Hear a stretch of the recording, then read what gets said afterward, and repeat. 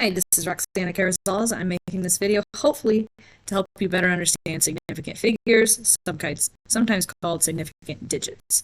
So these are really more of a math and science problem than straight math. They're basically in a measurement. How many digits of this measurement are we reasonably sure of? Do we have much confidence that we know that they're actually what we're saying they are? So we're basically eliminating filler zeros. Okay, when we're thinking about significant figures, again, we're eliminating the zeros that are kind of just taking up space. All right, let's look at a couple examples of how this works in practice. So if you measure something to be 50, maybe let's go centimeters. Okay, so any number that is not zero, we're saying we always have some confidence of. Okay, so we're confident of the zero, so that 5, is significant. This 0 with no decimal point is just saying that the 5 is in the tens place. It's holding the 5 in the tens place. So we would say this measurement has only one significant figure, just the 5. Okay, this one is very, very similar. The only difference is now I'm saying 50 with a decimal. So the decimal is saying this 0 I am confident of. I am confident that the tens place is a 5. I am confident that ones place is a 0. It is exactly 50. So that 0 with the decimal point now makes that a 2 significant figure measurement. Okay, if you were to go even further and write 50.0, okay, I am saying because I have this 0 after the decimal point, I'm saying it's not only 5 in the tens place, not only 0 in the ones place, but I am confident to the 10th place that this is exactly 50. So that number has 3 significant figures. Let's look at this one, 2,307 centimeters. So again, any number that's not 0, we are always saying we have some confidence in that number. Okay, the 0 is between the 3 in the hundreds place and the 7 in the ones place. Okay, there's not a measurement you could ever make where you have a 0, what I'm going to call sandwiched between two numbers that are not 0 and not have confidence in that 0. Okay, if this is a 7 and I'm confident that it's a 7, I'm confident that this 0 is actually 0. The 0 is not just holding the place in the number, it is a number that we are confident of, so we say that it is significant. So 2,307 would have 4 significant figures. Every single digit matters here. In this example, I have 0.0038, or I could say 38 ten-thousandths. Okay, remember, any digit that is not 0 is always significant, always, all the time. Okay, these zeros, okay, even though they're after the decimal point, they are neither sandwiched nor at the end, at the very end, we're saying with confidence. So any number of zeros who are only holding the other digits in place, so these are holding the 3 and the 8 in the thousandth and 10,000th place, they are not significant.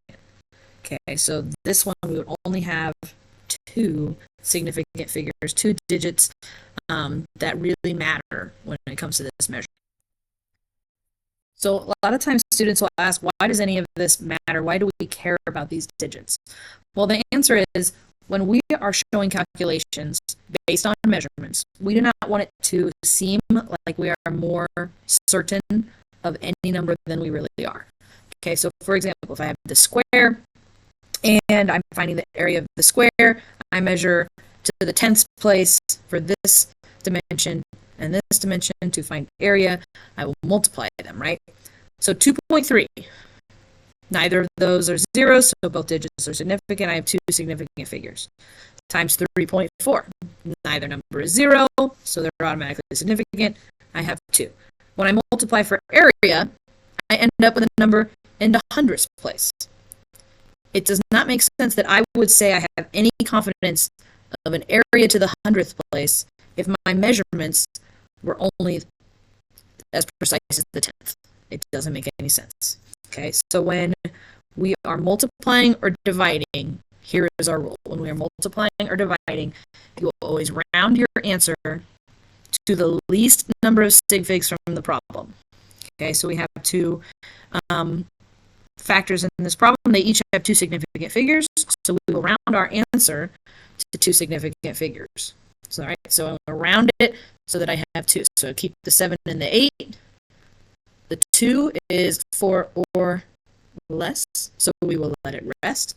So we would say our answer is 7.8 square centimeters. We'll round off the 2 because we cannot say with any confidence what the 100th place of that answer would actually be.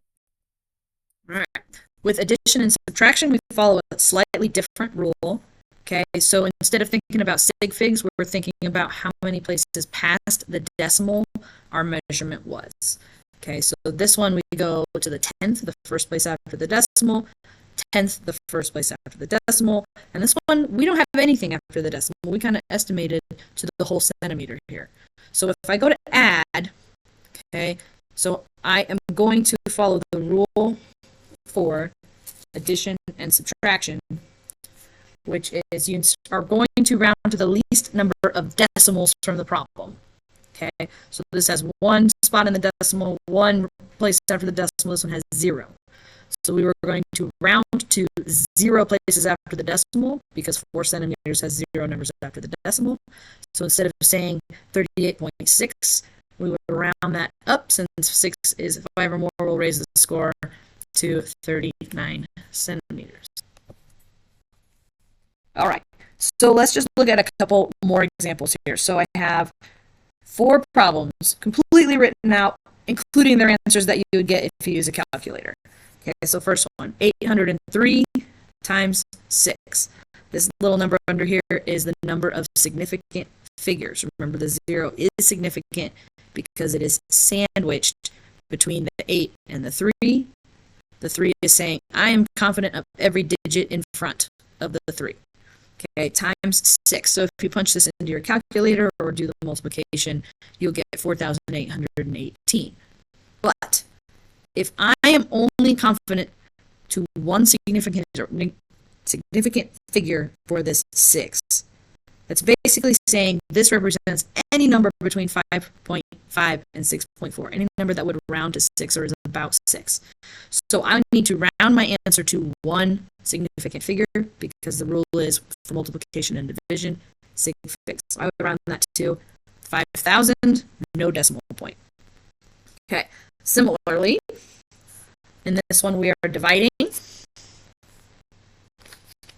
and it's the same rule. So if you use your calculator, 4.3, which has two significant figures, 43, divided by 2.3, which has two significant figures, you're going to get this very, very, very long decimal answer.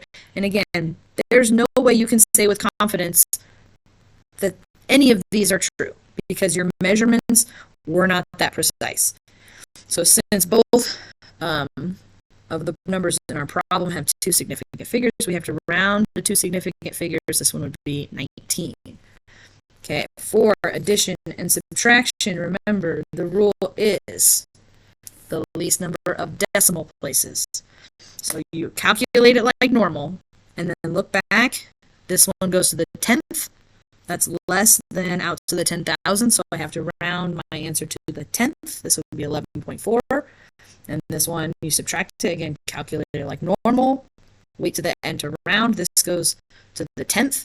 So I have to round my answer to the 10th. All right. Let me know if you have watched this and you need any clarification on anything. Have a good one. Bye.